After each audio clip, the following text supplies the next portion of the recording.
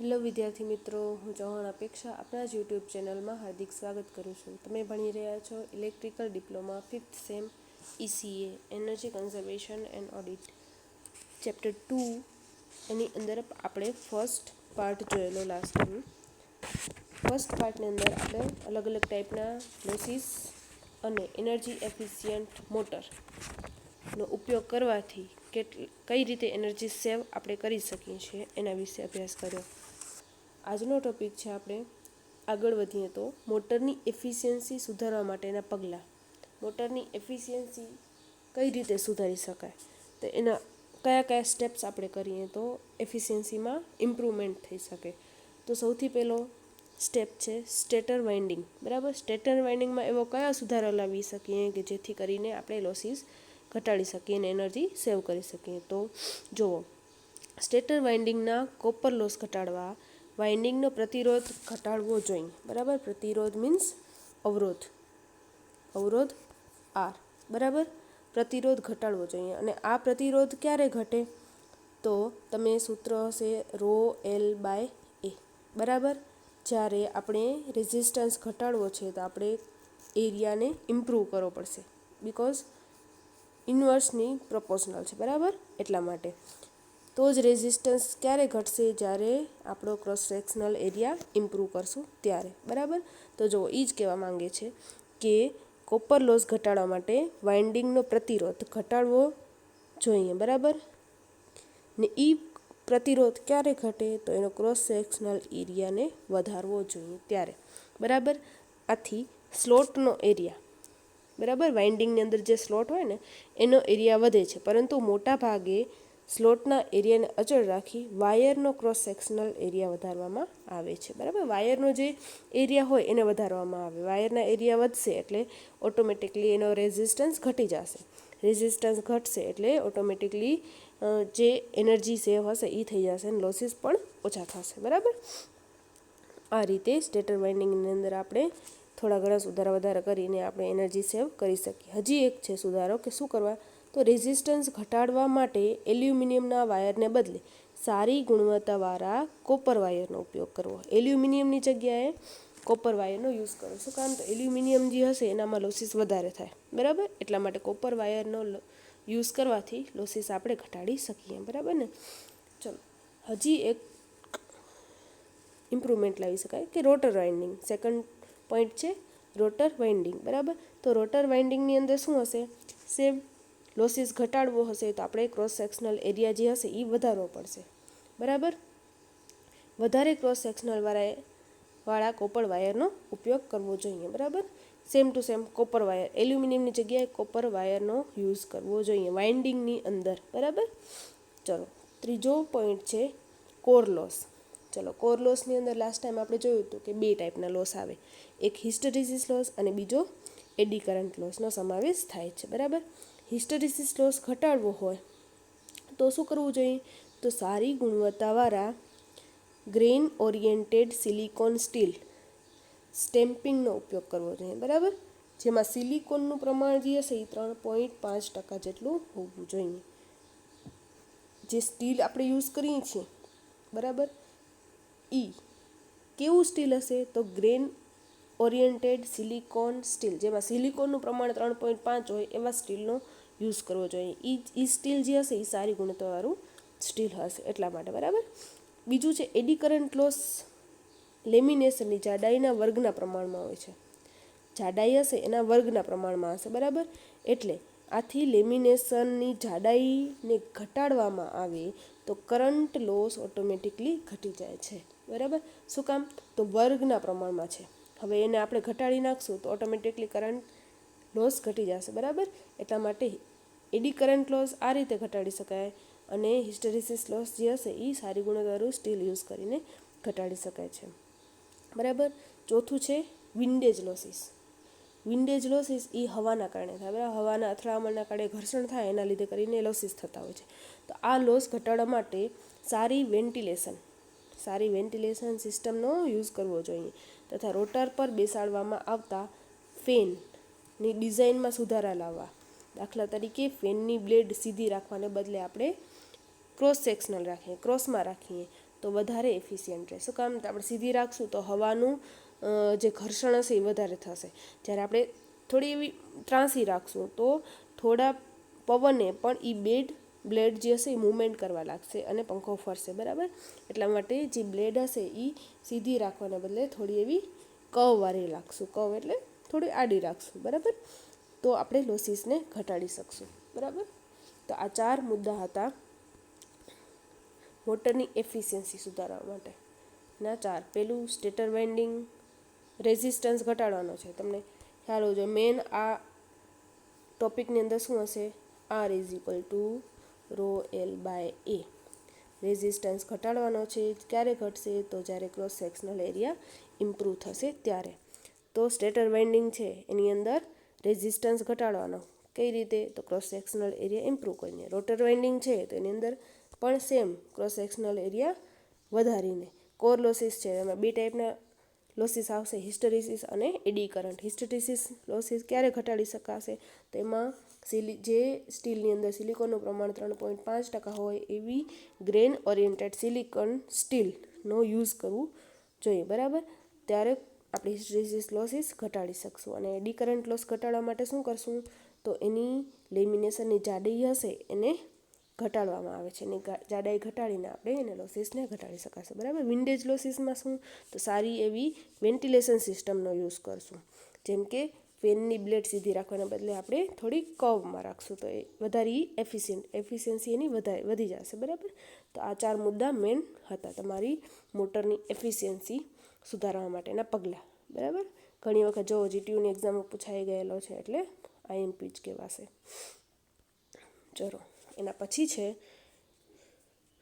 Electric મોટરના ઉપયોગમાં energy સંચયની કરવાની તકો. ઇલેક્ટ્રિક મોટર આપણે યુઝ કરશું તો એમાં એનર્જી સેવની કેટલી તકો રહેલી છે એના વિશેનું સમજવાનું છે. બરાબર, તો પહેલું જે છે યોગ્ય સાઇઝની મોટરની પસંદગી. મોટરમાં આપણે એનર્જી સેવ કરવી છે તો કઈ રીતે કરી શકાશે? બરાબર, તો પહેલું છે યોગ્ય સાઇઝની મોટરની પસંદગી. બીજું, ડ્રાઈવ ટ્રાન્સમિશન એફિશિયન્સીમાં સુધારો કરવો. ત્રીજું છે મોટરની ઓપરેટિંગ સિસ્ટમમાં સુધારો કરવો. ચોથું, ફાજલ ચાલતી મોટર બંધ કરવી.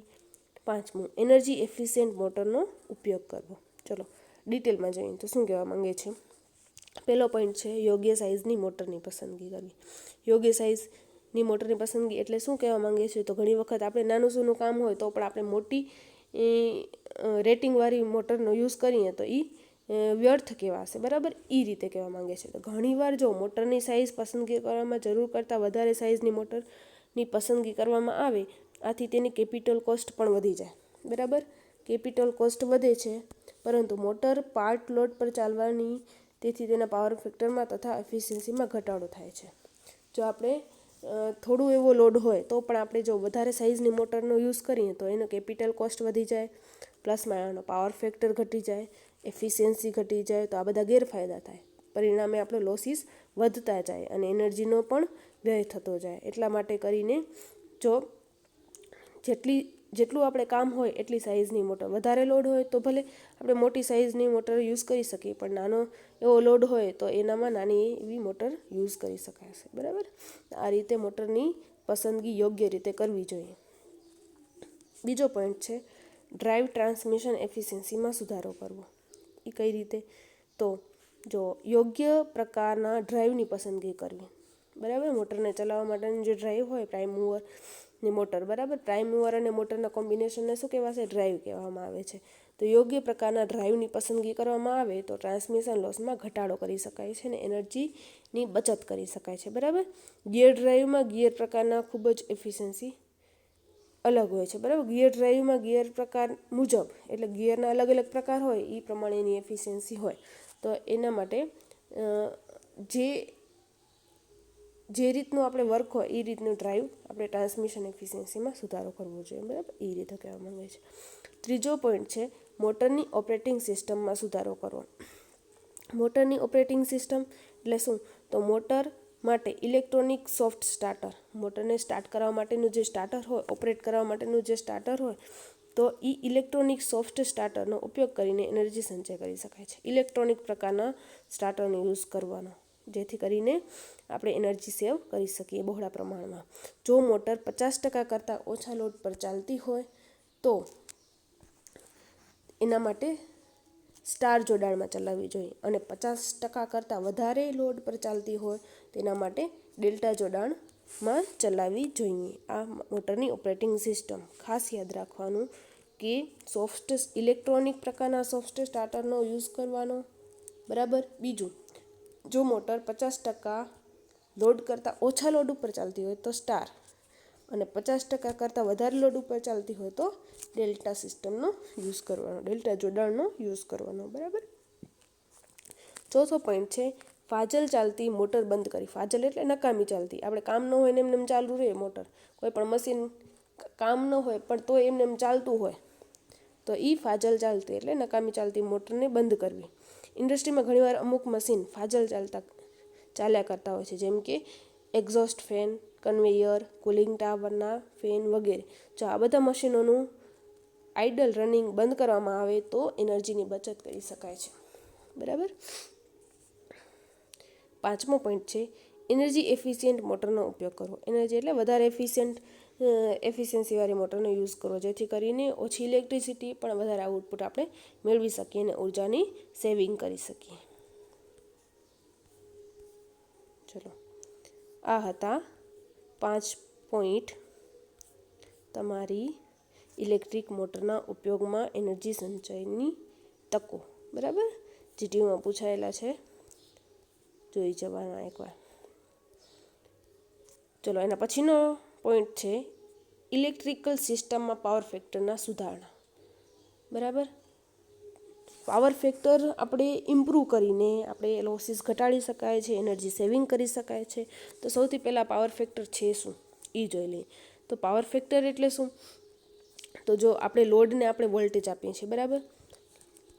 કોઈ પણ લોડ છે, કેટલી ટાઈપના લોડ હોય? 3 ટાઈપ, આર, એલ અને સી, બરાબર.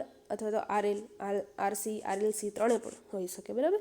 તો સૌથી પહેલાં જ્યારે લોડને વોલ્ટેજ આપવામાં આવે છે તો એનો ગ્રાફ આપણે અહીંયા ડ્રો કરેલો છે એક્સ એક્સિસ ઉપર, વી વોલ્ટેજ, બરાબર. ત્યારે એક કરંટ આઈ લે છે, બરાબર. વોલ્ટેજ આપણે આપીએ છીએ એટલે કરંટ, બરાબર, સર્કિટની અંદર આવશે જ. લોડની કેરેક્ટરિસ્ટિક્સ પ્રમાણે જો કરંટ જે હશે એ વોલ્ટેજના ઇન ફેઝમાં હશે તો એ કયા રેઝિસ્ટિવ પ્રકારનો લોડ થશે. જો કરંટ જે હશે એ વોલ્ટેજ કરતાં પાછળ હશે તો એ ઇન્ડક્ટિવ પ્રકારનો લોડ હશે, અને જો વોલ્ટેજ કરતાં કરંટ આગળ હશે તો એ કેપેસિટિવ પ્રકારનો લોડ હશે, બરાબર. કરંટ વેક્ટર અને વોલ્ટેજ વેક્ટર કરતાં 5 ડિગ્રી પાછળ હશે. ક્યારે? તો આર એલ લોડની અંદર, બરાબર. રેઝિસ્ટિવ અને ઇન્ડક્ટિવ લોડ જ્યારે આપણે બેનું કોમ્બિનેશન કરીએ ત્યારે લોડ વોલ્ટેજ કરતાં, જો ઇન્ડક્ટિવ છે એટલે કરંટ પાછળ આવશે, બરાબર. કરંટનો વેક્ટર જે છે એ પાછળ દોરેલો છે અને વોલ્ટેજનો વેક્ટર એક્સ એક્સિસ ઉપર દોરેલો છે, અને બે વચ્ચેનો જે એંગલ હશે એ 5 તમને દર્શાવ્યું જ છે, બરાબર, સર્કિટની અંદર. હવે આપણે આઈના 2 વેક્ટર મળે. કરંટ હશે આઈ, એના 2 વેક્ટર, એક એક્સ એક્સિસ ઉપરનો વેક્ટર અને બીજો વાય એક્સિસ ઉપરનો વેક્ટર. આઈ કોસ 5 એ શું કહેવાશે? એક્ટિવ પાવર કહેવાશે, એક્ટિવ કરંટ, એક્ટિવ એલિમેન્ટ કહેવાશે, બરાબર. આઈ કોસ 5 અને આઈ સાઇન 5 જે હશે એ પેસિવ એલિમેન્ટ કહેવાશે, બરાબર. તો આ જે વોલ્ટેજ વેક્ટર અને કરંટ વેક્ટર વચ્ચે જે એંગલ બને છે 5, બરાબર, કોસાઇન એંગલ બને છે 5, એને શું કહેવાશે? Power factor. તમને ડેફિનેશન અહીંયા દીધેલી જ છે કે શું કહેવાશે. જો વોલ્ટેજ વેક્ટર અને કરંટ વેક્ટર વચ્ચેના કોસાઇન ખૂણાને પાવર ફેક્ટર કહે છે, જેને આપણે સિમ્બોલ તરીકે cos 5 દર્શાવીએ છીએ, બરાબર. આ તમારી ડેફિનેશન પાવર ફેક્ટરની. ટૂંકમાં વોલ્ટેજ અને કરંટ એ 2 વેક્ટર વચ્ચે જે એંગલ બને કોસાઇન એંગલ એટલે cos 5, બરાબર, તેને શું કહેવાશે? પાવર ફેક્ટર, બરાબર. ચલો, હવે એના પછી કેવીએના કોમ્પોનન્ટ, કેવીએ એટલે પાવરના કોમ્પોનન્ટ. સપોઝ જો આપણે કરંટની જગ્યાએ કેવીએ લઈએ, બરાબર, તો કરંટની જગ્યાએ વોલ્ટેજ સાથે એંગલ ફાઈ બનાવે છે આ કેવીએ, બરાબર. હવે કેવીએનો એક્સ એક્સિસ ઉપરનો કોમ્પોનન્ટ શું કહેવાશે? KVA cos phi. અને વાય એક્સિસ ઉપરનો કોમ્પોનન્ટ શું કહેવાશે? કેવીએ સાઇન ફાઈ, બરાબર, જેને આપણે કેવીએ આર પણ કહેવામાં આવે છે. એક્સ એક્સિસ ઉપરના કોમ્પોનન્ટને આપણે શું કહેવાશે? એક્ટિવ પાવર, બરાબર. કેવીએ કોસ ફાઈ ને ઇઝ ઇક્વલ ટુ કેડબલ્યુ, જો અહીંયા લખેલું છે કિલો વોટ, તો એને શું કહેવાશે આપણે? Active power. P is equal to active power, બરાબર. અને રિએક્ટિવ પાવર એટલે શું? તો વાય એક્સિસ ઉપરનો component KVA R sine phi, KVA R, બરાબર, સાઇન ફાઈ, એને શું કહેવાશે? રિએક્ટિવ પાવર, જેને ક્યુ વડે દર્શાવવામાં આવે છે, બરાબર. હવે આ એક્ટિવ પાવર અને રિએક્ટિવ પાવરના કોમ્બિનેશન એટલે શું આવશે? કેવીએ, બરાબર. કેવીએ એટલે શું? તો એપરન્ટ પાવર, બરાબર. જુઓ, એક્ટિવ પાવર, રિએક્ટિવ પાવર અને એપરન્ટ પાવર. હવે આપણે આ પાવર ફેક્ટર ફાઇન્ડ કરવું હોય તો પાવર ફેક્ટરનું સૂત્ર, power factor is equal to P by S. P એટલે એક્ટિવ પાવર, ક્યુ એટલે રિએક્ટિવ પાવર, એસ એટલે એપરન્ટ પાવર. તો એક્ટિવ પાવર અને એપરન્ટ પાવરના ડિવાઈડરને શું કહેવાશે? પાવર ફેક્ટર કહેવામાં આવે છે. તો તમે અહીંયા જોઈ શકો છો કેવીએ કોસ ફાઈ અને KVA sine phi. KVA cancel એટલે શું બચ્યું? કોસ ફાઈ, બરાબર, જેને આપણે શું કહેવાશે? પાવર ફેક્ટર, બરાબર. ચલો, આજનો આ વિડીયો પાર્ટ 1, પાર્ટ 2 અત્યાર સુધી રાખીએ છીએ. નેક્સ્ટ પાર્ટ 3ની અંદર આપણે કન્ટિન્યુ કરશું ચેપ્ટર 2ને. ધન્યવાદ.